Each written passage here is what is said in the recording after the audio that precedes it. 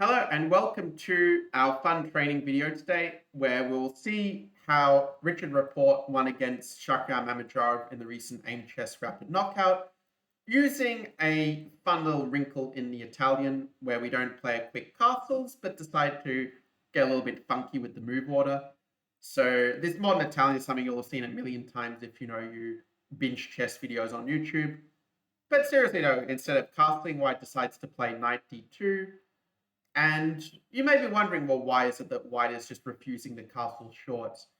And the reason is just a little story where back when I was starting to play the Italian with White in like 2011, and this was back when I was a FIDE master, then a bit later international master, I decided instead of castling and learning all this theory that I would play the move knight f1 instead.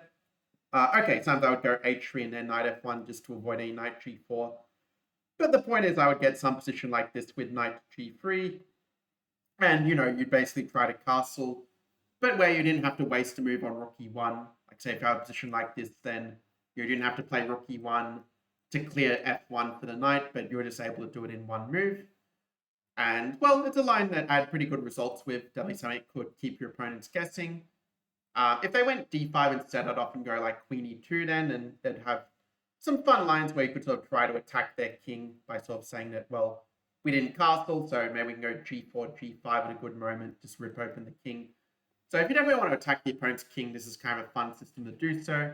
Speaking of fun, if you are enjoying this video, do make sure to sub to the channel. After d5, we see black going for a more central approach, but I think that d5 here is a little bit imprecise, that it's better to wait until the knight's on f1 and then play d5. And the reason is that after Rapport's knight e4, that the knight's now on a nice active post, and after castles and f6, rook e1. So these are pretty normal moves by both sides, though I do think at this point that maybe black's best bet is to go knight a5 and try to play it in a Chigorin style with going for the c5 push.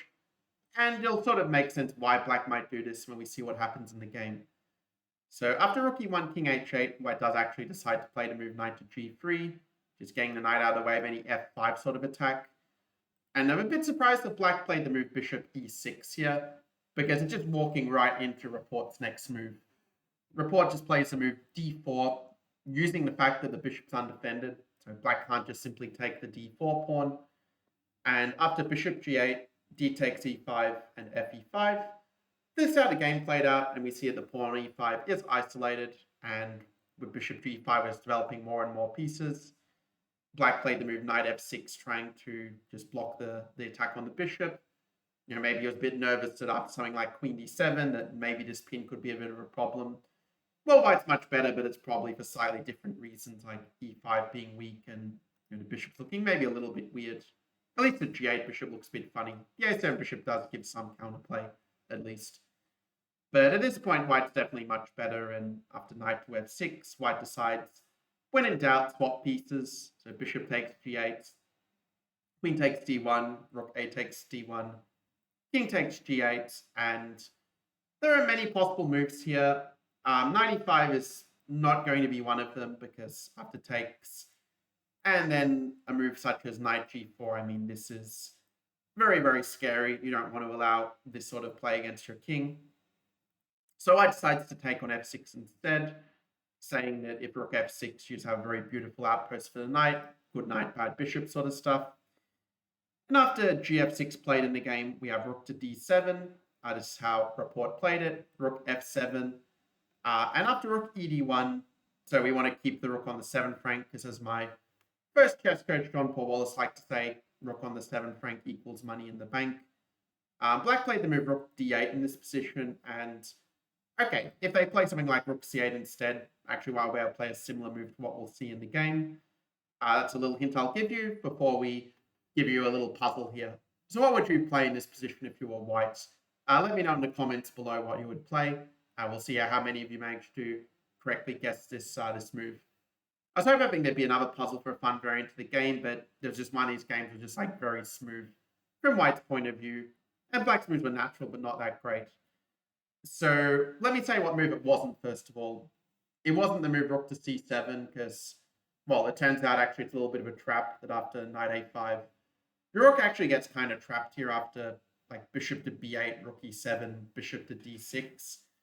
And let's say if you try to go the other way, like you go rook c5 instead of rook e7, well, then the rook just gets trapped this way with b6. And yeah, this is just horrible for white. So, and the answer is not rook d8, because I mean, that's just going to be a boring draw. Okay, I joke a little bit, but knight h5 is the key move. If you want to play knight e4, it actually comes to the same thing. It's just as good. So either way, well done. After knight h5, black basically had to take the rook, but now we have some danger level forks here, and after king f7, knight d7. They don't have knight e6, king e6 to trap the knight, because once again, our knights are very tricky pieces and can grab some free pawns like this. So black goes e4 instead, but after knight d5, once again with some little tactics, we save the knight. And in an ending like this, you're going to be winning, not just because of the extra pawn, but because the pawn here is weak. And yeah, after b5, knight e3. I'm still a bit surprised at how quickly black died, but after c5, when you are placing your pawn so that your bishop will just be dead after latest c4, then yeah, you can't really blame, you can't really blame white in a way for punishing it and just winning fast. So b4, c4 kind of means that you lose more quickly, but probably black is already too far gone. After knight e5, king e5, knight c2, just not letting the king penetrate. e3 was kind of like, a last sort of desperation move. If black does nothing, like white will just go like g3, bring the king up to e2, probably just gradually push these pawns forward, and then maneuver the knight around to eventually attack these weak pawns for black, like c5, e4, h7. But after e3, it made it easy. Just f3, continue to build the barricade in the center. Black can't get through with the king, but we're just going to take the pawn and just win. So this is why Mamedyarov resigned in this position. So there you have it. It turned out Shark did go on to win the match anyway, despite losing this game. Case of, losing the battle but winning the war. And speaking of which, if you want to win the war for trying to improve your chess as much as possible versus a million other things that you could also do but just don't enjoy as much as your chess, well, you certainly can apply to join my coaching program. It's totally free. Like, you have nothing to lose and everything to gain, right? So just click the link in the description below to do that. And for the rest of you, I'll see you guys in the next training video. Take care.